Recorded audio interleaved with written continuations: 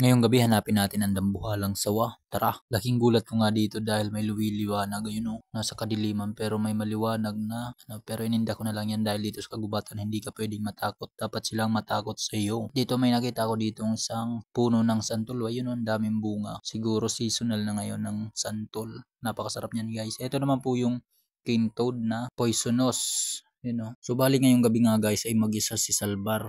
Iikutin natin ang kagubatan at hahanapin natin ang dambuhalang king cobra at sandamakmak na ahas dito sa ating kagubatan at dito sa ating paraiso. At ito nga yung peste sa ating kagubatan. Ayan. May lason po yan, isang bopotoxin na yun. Oh. Siya ay peste. At ito nadaanan ko naman po yung langka. Siguro may nagmamayari niyan kasi nakabalot.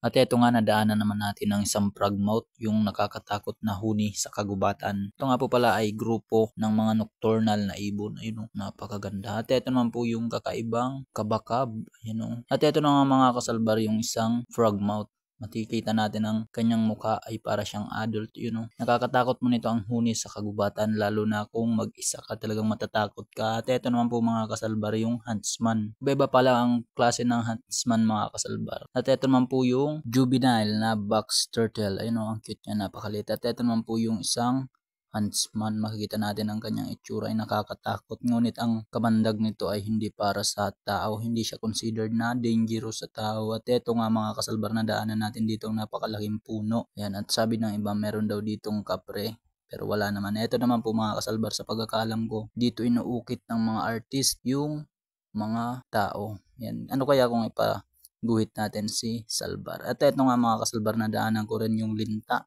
Ano kaya kung masakit yan kumapit sa balat. At eto mga kasalbar yung Marines Brownsback. Yan, ito nga po pala ay walang kamandag na ahas. Ngunit napakabaho dahil siya ay bumubuga ng masangsang na amoy.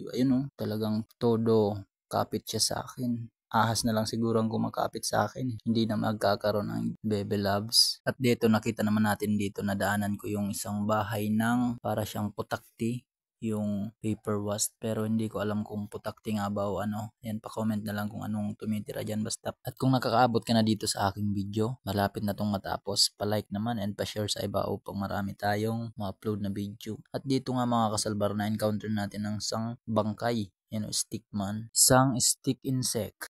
Kung bago ka pa lang dito sa aking video at hindi ka familiar sa aking content, ang aking content po ay herping and adventure at paglalakbay sa kagubatan. Ayan, kung takot ka sa mga ahas, pasensya na lang po, pero ang aking pakay lang naman ay ma-educate sa inyo kung makamandag o walang kamandag ang mga nilalang dito sa ating kagubatan.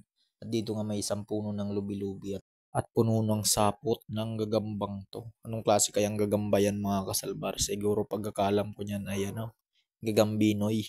Tama ba yun? Basta gagamba. Yun, madami siyang sapot. O baka siya si Spider-Man. Pag nakagat ka niya ay maaaring magkaroon ka ng kapangyarihan. Yan, samahan niyo ako at sariwain natin ang ating paraiso. Maraming salamat nga pala guys sa inyong suporta kay Salbar.